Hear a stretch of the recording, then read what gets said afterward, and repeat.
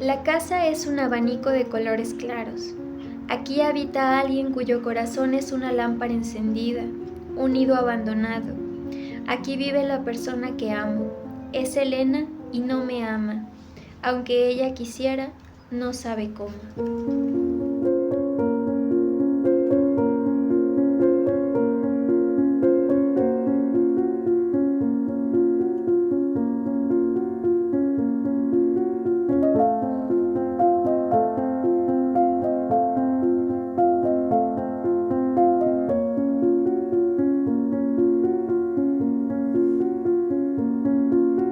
Bueno, pues estamos en un lugar que para mí es muy especial.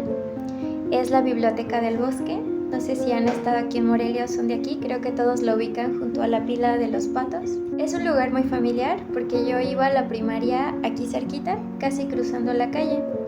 Entonces más o menos a las 12 y cachito, 12 y media, los niños salen de la primaria. Entonces vienen y llenan de vida como el espacio. Entonces es un lugar con el que crecí. Y cuando aprendí a leer, pues podía venir aquí. Creo que cuando empiezas a acercarte con las palabras, nunca sabes realmente que estás acercándote a ellas. Puede empezar por algo muy chiquito que de pronto se desencadena. En mi caso, mi mamá me leía cuentos cuando dormía, que son como los cuentos clásicos, pero había uno en especial que a ella le encantaba, que se llamaba El pájaro de fuego. Y entonces era como una lectura que mi mamá me hacía, pero porque a ella le gustaba ese cuento. Y se me fue quedando. Es muy curioso porque cuando crecí, cuando decidí escribir poesía, los pájaros empezaron a tener como muchos significados en mi obra poética. Creo que hay como un símbolo universal de los pájaros, la libertad, el vuelo, la búsqueda de horizontes. Pero pues cuando me lo leían yo no lo sabía, ¿no? No sabía que de alguna forma esos significados se estaban construyendo. Y creo que es algo que hace la poesía cuando conectas y puedes sentir con ella. No es que yo me imaginara que iba a escribir poesía, porque incluso intenté no hacerlo, ¿no?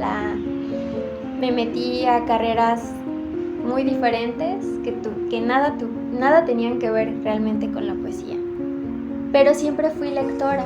Cuando bajé a las cajas de libros viejos de mi abuelito y saqué los cuentos de Oscar Wilde y leí por primera vez El ruiseñor y la rosa, y cuando acaba el cuento me sentí así como llorando, ¿no? Porque me había conmovido mucho lo que acababa de leer.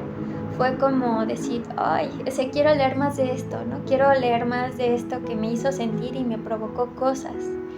Entonces ya ahí comenzó como una búsqueda de lecturas, pero propias, porque la verdad es que la parte académica de la escuela, la prepa, no había como un área donde yo dijera me están dando a leer poesía o textos que a mí me gustan mucho. Creo que es algo muy cierto que dicen que cualquier persona que comienza a leer mucho tarde o temprano escribe. Creo que es verdad, lo he visto incluso con mis alumnos, o cuando empiezas a devorar libros, en algún punto tú te apropias de ese código y quieres empezar a mezclar, a hacer cosas raras con él, a usarlos, a comunicarte. Y creo que eso fue lo que me pasó a mí. Empecé a tener como mis palabras y las empecé a usar. Yo me acerqué a los libros en bibliotecas, en espacios públicos, no por el lado académico, pero tuve un profesor en la prepa que notó que yo escribía detrás de mis cuadernos todo el tiempo.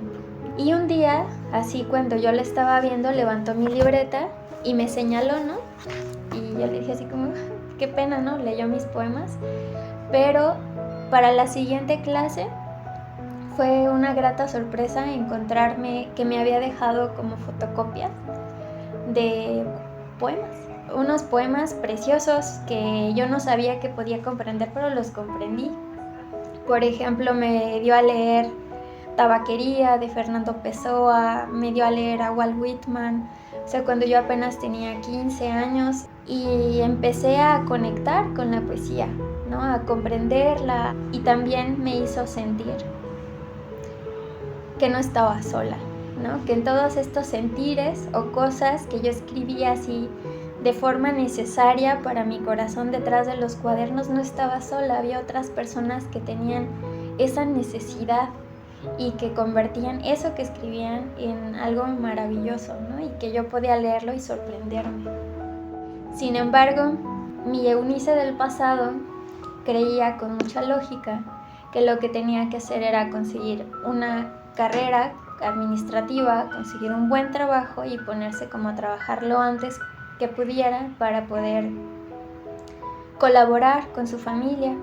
Y además, aunque me encantara leer y aunque todo el tiempo escribiera, al menos desde donde yo estaba o el entorno donde había crecido, pues ni siquiera sabía que existía algo llamado lengua y literatura, ¿no? O sea, me costaba mucho pararme de la cama, me sentía muy triste, faltaba clases, pero el tiempo que faltaba siempre estaba como en las bibliotecas, ¿no? O sea, no sin hacer, aunque en este mundo como pensar el mundo, como sentir el mundo, como leer, como darte tiempo, es perder el tiempo, ¿no? O sea, entonces bajo esos esquemas pues yo estaba perdiendo el tiempo, pero estaba leyendo muchísimo, ¿no? En ese momento y construyendo muchos de mis significados, ¿no? Porque era un momento de mucha introspección y había un encuentro internacional de poesía del mundo latinoamericano, me parece, si no mal recuerdo, y era un homenaje a un poeta que en ese momento estaba vivo que se llamaba Tomás Segovia.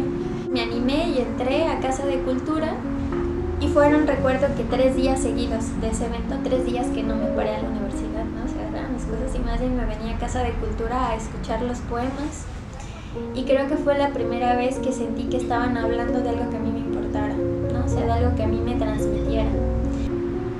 Pero había 2 escritores, entre ellos, ambos eran de Quebec. Uno de ellos hablaba español y su esposa de hecho era mexicana y le ayudaba a hacer como las traducciones. Y el otro no hablaba español, pero medio lo entendía, medio hablaba inglés, o sea, era una combinación. Su nombre es Guy Clutter y él sí me hizo una pregunta como muy directa y me dijo, mañana tráeme tus poemas. Y yo sí, yo no había dicho que escribía, ¿no? Entonces, pero supongo que él al ver como la emoción con la que yo acercaba y estaba faltando mis clases y todo, a lo mejor era muy obvia cierta hambre, ¿no? Ciertas ganas. Y pues efectivamente yo tenía mis libretas llenas de poemas. Entonces al día siguiente fui, le enseñé mis poemas, estoy segura que no los entendió. y me dijo como que tenían buen ritmo, porque de verdad hablaba poquísimo español. Recuerdo que cuando le tocó a él en su mesa, pues a subir y todo, me dedica a su lectora, pero me la dedica nombrándome como escritora, ¿no? Dice, se lo dedico a una escritora michoacana, y yo así de... Me impactó, o sea, fue como, ¡wow! Entonces fue como, creo que eso me empujó, ¿no? Así como decir, pero es que, ¿qué voy a hacer en comercio internacional? O sea, me queda claro que no es mi lugar, las palabras sí. Después de esos 3 días me salí de comercio internacional. Y aunque ya entrando a letras es muy distinto, creo que el mundo en el que vivimos y la sociedad, aunque digan lo contrario, no te dejan soñar tanto. O sea, generalmente más bien te frenan como los vuelos. A través de la licenciatura no había un espacio que te dijera, aquí creemos en las palabras, ¿no?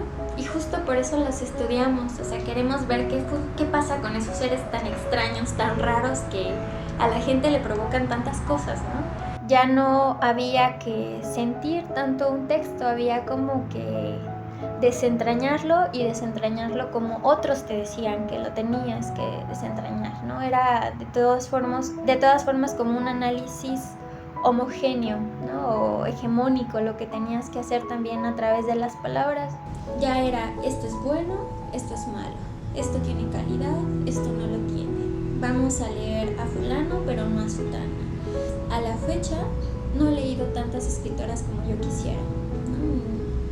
La mayor parte de los escritores que me formaron fueron escritores hombres, ¿no? Llevé, yo creo, 1 o 2 materias de género en 4 años.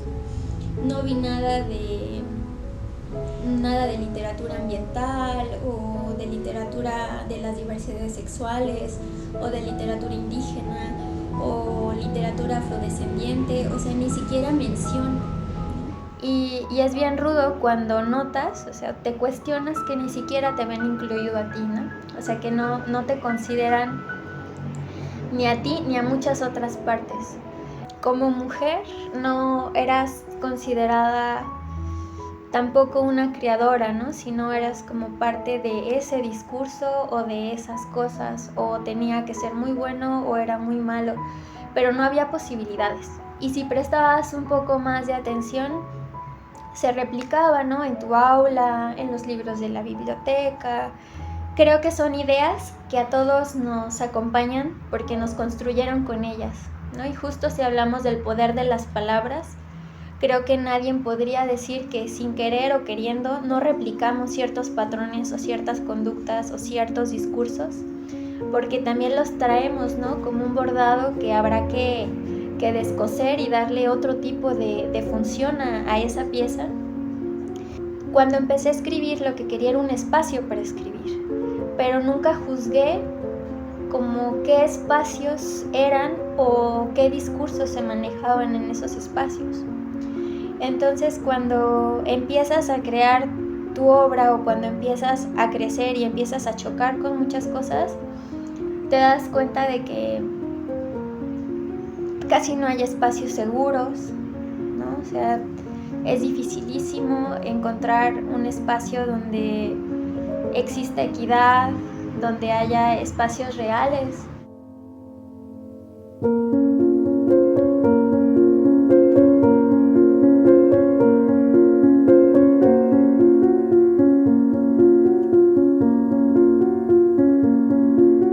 La abuela de Elena se llamaba Consuelo. Era un hombre difícil de llevar a todas partes. No había manera de quitárselo de encima. Por eso se le deformaron las rodillas y se le jorobó la espalda con el tiempo. Le pesaba tanto. Elena tenía ojos, boca y llanto. Su abuela lo sabía y lloraba de culpa en silencio. Lloraban en silencio lágrimas que las dos bebían, adentro, al fondo. Sus corazones se iban llenando lentamente de agua salada. También de nudos, brújulas oxidadas, mástiles rotos, olas gigantes, mapas borrosos y un faro tenue con luz azulada ya muy lejos. Abuela y nieta se salvaban del naufragio, sacando el agua con una taza para el té. La taza era rosa y tenía un tulipán rojo. Estaba un poco estrellada, pero ninguna de las dos iba a confesarle a la otra que su única esperanza se había quebrado. Las mejillas de Elena brillaban. Era agua bioluminiscente. Después del naufragio, Elena se iba quedando dormida sin darse cuenta en otro lugar, uno que no aparecía en ningún mapa. El latir del corazón de su abuela, ese corazón inundado por olas, la iba arrullando. Entonces Elena hacía aparecer en sus sueños una especie de barca de madera y remaba sin descanso. Llegaba a ese otro lugar, con la cara llena de brisa, la ropa medio rota y húmeda, se armaba de valentía y allá abría los ojos. Su corazón marino le seguía hablando de una soledad incurable. Las palabras y el significado que se teje a través de ellas creo que es algo muy personal y muy íntimo. Creo que la relación que establecemos todos con las palabras es única y es particular, aunque puede generalizarse en significados o símbolos que todos logramos descifrar. Creo que nace de nosotros, de nuestro contexto, de qué referentes tenemos y de nuestra situación de vida. Creo que en mi caso, la palabra tuvo un sentir completamente terapéutico. La palabra no solo es una palabra, sino es como una fórmula mágica y tú puedes desentrañarla y puedes descubrir qué dice en el fondo. Es decir, yo empecé a acercarme a la palabra como un método de curarme, de conocerme, de todo aquello que no podía ocupar un lugar fuera, darle una expresión en mí y darle una expresión con lo que yo tenía, no hacia afuera. Y la palabra fue justo ese elemento que pudo darme como tierra firme para sentir y pensar que lo que yo creía, imaginaba, mis emociones, todo eso tenía una validez y una forma. Entonces, creo que los significados están conectados con lo que te pasa todos los días, con tu cotidianidad. Siempre fui como una niña muy solitaria y creo que el mayor acompañamiento que tuve en mi vida fueron los libros. Entonces descubrí que más allá de entender qué decía o no decía un libro, era compañía. Y creo que es algo que a la fecha, en mi caso, me sigue ayudando a construir significado para mi vida, para yo conectarme con mi existencia a través de las palabras. Porque aparte hay algo bien bonito, y es que la palabra pueden ser como hilos, ¿no? Que tejen o que bordan o que como si el texto fuera un entramado de cosas que se van uniendo, teje muchísimas cosas y también a veces te hace parches o te surce espacios importantes para ti a través de la palabra. Creo que en los momentos más difíciles o rudos siempre me he acercado a algún libro de forma consciente o inconsciente y no ha habido ni una sola vez que un libro no me diga algo o que no me cuente algo o que no me lleve a una persona que me iba a decir algo o una persona que me iba a cambiar algo. Eso siempre me ha parecido y creo que por eso mi relación con los libros es tan íntima. Creo que me ha acercado a las personas que más quiero, también me ha acercado mucho a mí, incluso en el espacio en el que estamos. Creo que en crisis existenciales de adolescencia y de juventud podía llegar, sacar un libro y decir, volver a reconectar con la parte más profunda de mi persona. Creo que la palabra es un medio para hacer catarsis y para hacer todo lo que tú quieras hacer con ella. Y creo que algo que he aprendido con el tiempo es que más allá de ser escritor o no ser escritor, o hacer poesía o no hacer poesía, la palabra es de todos. Y todos la usamos y todos la hacemos y todos la volvemos viva o la hacemos muerta y a todos nos impacta, a todos nos cambia por dentro, por fuera a cada instante si le prestamos un poco de atención. La palabra es también un poco como el oxígeno que respiramos, ¿no? O sea, estamos llenos de lenguajes y si no lo usáramos, o sea, si todo lo que somos se quedara solo en nosotros, explotaríamos, ¿no? Entonces creo que es como un conducto perfecto para crear caminos hacia nosotros y hacia las demás personas. Que claro que impacta los libros, pero sobre todo el valor de la palabra como ese hilo que sale más allá del libro, ¿no? Y te conecta con cosas que están más allá, como el cielo, los árboles, los patos. O sea, puede crear un gran bordado con todo lo que hay en torno tuyo. Si tengo el privilegio de que otros me lean, ¿yo qué quiero transmitirles de mí? ¿Y cómo voy a apropiarme de esos seres mágicos? Y creo que en primera instancia lo que me ha tocado aprender es nombrarme como escritora y saber que cuando me nombro a otras que quieren lo van a hacer, porque hasta cuando no quieren lo hacen, como yo, ¿no? Que es como una forma de estar en el mundo. Y reconocer, creo que es como darle el valor a lo que haces. Si tú mismo no consideras que lo que tienes que decir es valioso, pues difícilmente lo vas a compartir. Y si no te das el tiempo o tu espacio a ti para compartirlo, entonces eso tal vez no llegue a alguien que en serio, de verdad lo necesite, ¿no? Que necesites que tomes la palabra porque necesitamos apropiarnos desde ellas y compartirlo, ¿no? Que las personas que lleguen nuevas con otro tipo de discurso sí quieran compartir las palabras y a lo mejor sean un espacio de libertad, de menos miedo, de menos violencia.